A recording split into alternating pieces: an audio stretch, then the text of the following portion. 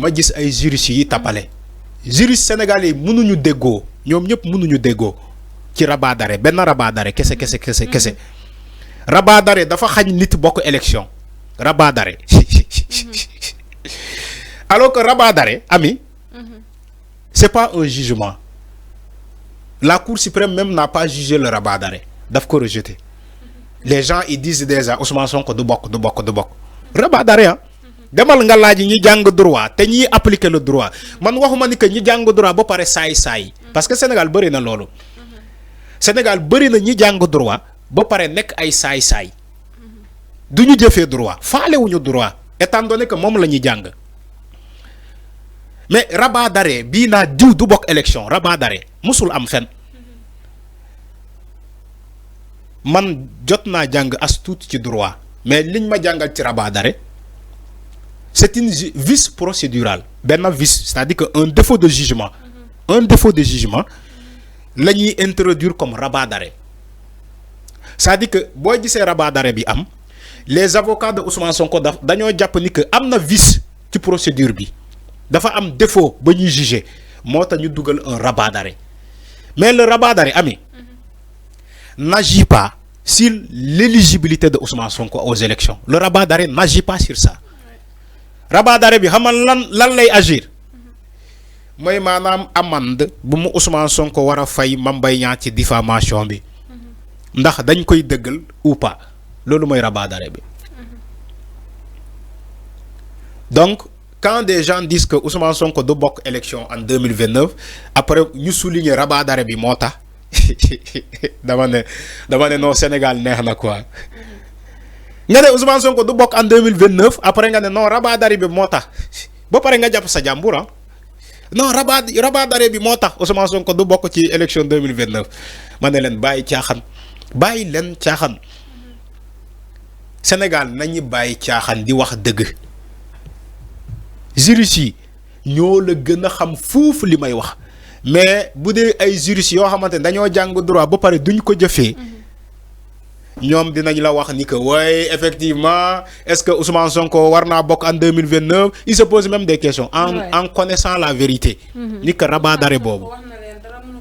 dama ne Ousmane Sonko xanaa Ousmane Sonko amul ay juristes yu ko jege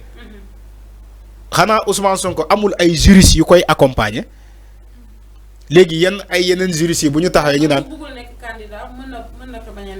xam nga wax naa ko fii ci benn jotaay ak Fallou ma ne ko quelqu'un qui est au pouvoir nga taxaw nga ne ko mënoo bokk ci élection le président de la République du Sénégal même Bassirou Diomaye Faye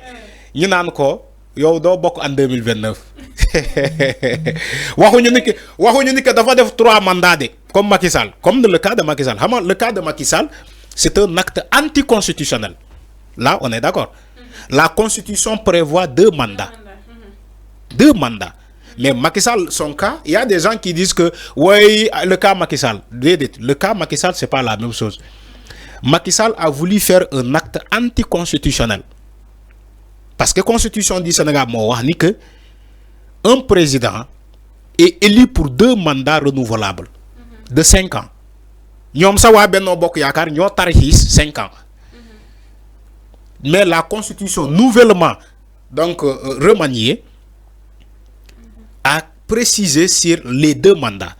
moo tax Macky Sall son cas les gens on lui dit que tu n'as pas droit à un 3e mandat mais Diomaye le président de la Bassirou Diomaye Faye qui est au pouvoir pour son premier mandat ami ay sénégalais taxaw ne ko boo moytuwul yow 2029 doo bokk élection doo bokk yow le président pour un mandat yow yaa ngi ci benn mandat ngeen taxaw ne ko yow boo moytuwul yow président Diomaye en 2029 doo bokk ci élection yi ngeen ne premier ministre am boo xamante ne tout récemment moom moo jiite la coalition de comment dire une liste la liste Pastef ci législative yi ngeen ne son premier ministre yow mi doo bokk c'est-à-dire que vous voulez les imposer yéen l'opposition. te pourtant par rapport ak li ñuy wax ci Maître Bamba Cissé. oui exactement oui l'opposition ils imposent les gens qui sont au pouvoir ñu ne leen yéen doo leen bokk par force di ngeen organiser élection mais yéen doo leen bokk. loolu c'est pas réfléchi. 2029 ñëwee pour saboter wax ni ay jaay doole lañ fi def ak yooyu ak seen ministre de l'intérieur bi ñu daal di koy rek discrédité daal di wax ni lépp rek ñoom ñoo ko manigancé comme d'habitude ni muy amee boo nekkee pouvoir moom loo def ñu ni ay manigance la ay tappale la xam naa loolu lañ nekk di xam nga Ami discours en 2029 xam nga Ami yow boo nekkee au pouvoir am na ñu lay signaler sa micro alors yow boo nekkee au pouvoir boo nekkee woon au pouvoir pendant 12 ans ngay choisir ay candidats yu war a bokk ak ay candidats yu warul bokk xam nga loolu sa jikko la xam nga sa jikko la da ngay faral di choisir ay candidats yu war a bokk ak ay candidats yu warul bokk waa Benno Bokk Yaakaar loolu lañ doon def ñoom ñooy choisir mbër yi war a dem ci arène bi ñu ne diw day bokk diw du bokk diw di bokk c'est Macky Sall qui sélectionnait les candidats ñi mu war a jànkonteel ci élection yi même en 2019 élection 2019 yi lors du deuxième mandat de Macky Sall c'est Macky Sall qui avait choisi les candidats. Idrissa Seck da ngay bokk Ousmane Sonko c'est un candidat des réseaux sociaux tekkiwul dara moment boobu ñu ne ko garaawul mën na bokk mais ñeneen ñoo xamante ne amaana Macky dafa leen xaw a ragal ci moment boobu. dafa leen exclure ñoom ñëpp ñoom Bougane yëpp ñu ne ko non parrainage moo tax doo bokk yow Bougane boo xam te ne moom mooy teel a jóg dem uti ji ay parrainage bu ñëwee dañ koy ne doo bokk yow sa parrainage yi matul tu vois donc ñoom ñoo doon sélectionner en quelque sorte les candidats aujourd'hui ils ont perdu les élections ils sont dans l'opposition ils veulent encore continuer de sélectionner les candidats c'est pas possible. Tu n'es pas au pouvoir, vous êtes dans l'opposition, yéen waa Benno Bokk Yaakaar, vous voulez continuer de sélectionner les candidats yu war a bokk élection mais c'est pas réfléchi ça waa Pastef bu ñu leen bàyyee ci seen méthode boobu xanaa ñoom Pastef dañoo yaafuus xanaa ñoom waa Pastef dañoo yaafuus vous êtes dans l'opposition et vous les imposez ngeen ne leen Ousmane Sonko du bokk en 2029 c'est à nous de l'opposition de choisir les candidats yu war a bokk. Alors que am nañu fi conseil constitutionnel vous prenez même vous l'opposition vous prenez même les prérogatives du conseil constitutionnel pour exclure des candidats c'est pas sérieux te agaguñu sax 2029 vous êtes en train de supprimer des candidats Ousmane Sonko du bokk Diomaye du bokk nañu supprimer loi d'amnistie bi ñu rejuger waat tout le monde est d'accord pour ça mais sauf que le conseil constitutionnel moo ne loi d'amnistie bi kenn du ko laal mais tout le monde était prêt pour ñu génnee loi d'amnistie bi mais conseil constitutionnel moo ne loi d'amnistie bi kenn du ko laal te kenn du ko laal boobu ñàkkul les délits yoo xamante ne convention daf ko ratifier les actes de torture les traitements inhumains les comment dire les agressions tout ça loi d'amnistie dafa ne moom couvrirul ces actes là mën nañu juger ces actes là ba tey conseil constitutionnel sax déggal na ko donc jeex na où est le débat ñoom Benno Bokk Yaakaar ñiy plaider di naan Ousmane Sonko warul bokk ci élection 2029 ñoom ñoo voté loi d'amnistie ba pare dem Cap Manuel génnee Ousmane Sonko ne ko kaay bokk ci élection c'est pas eux qui l'ont fait wala du ñoom ñoo ko def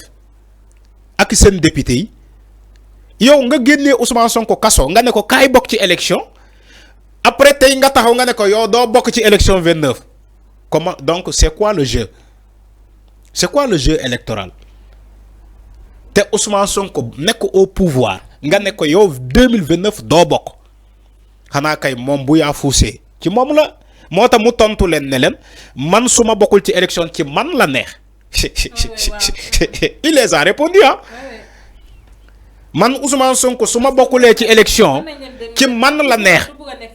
non mais ami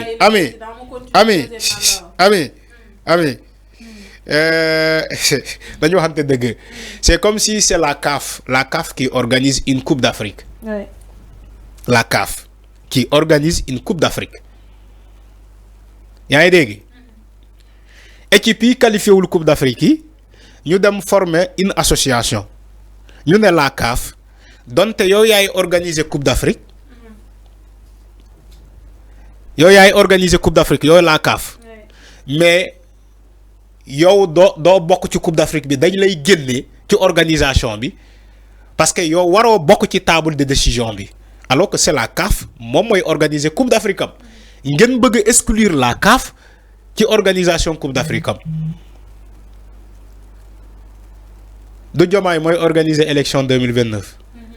Oui, je pose la question amaana ñu bëri dañuy jaaxle pourquoi ma jël exemple la CAF. Diomaye c'est comme la CAF. léegi ne ko do du ngeen. waaw ma ñëw Diomaye c'est comme la CAF. Diomaye c'est pas comme la CAF. moom mooy organiser les élections de 2029 en étant président de la République. yéen ngeen taxaw ci l'opposition ngeen ne ko doo bokk sa candidat du bokk. yow Diomaye doo bokk ki képp koo mënta on sous-entend que Ousmane Sonko mën na nekk candidat am ñu ne Diomaye yow mii di organiser élection yi yow doo bokk sa candidat du bokk Sonko yéen vous êtes dans la touche dans l'opposition ngeen ne Diomaye yow doo bokk Ousmane Sonko du bokk te ñoom ñoo war a organiser élection yi non c'est pas sérieux quand même loolu boo ko waxee xale bu ndaw ngay wax loolu mu gëm la xale bu ndaw ngay wax loolu mu gëm la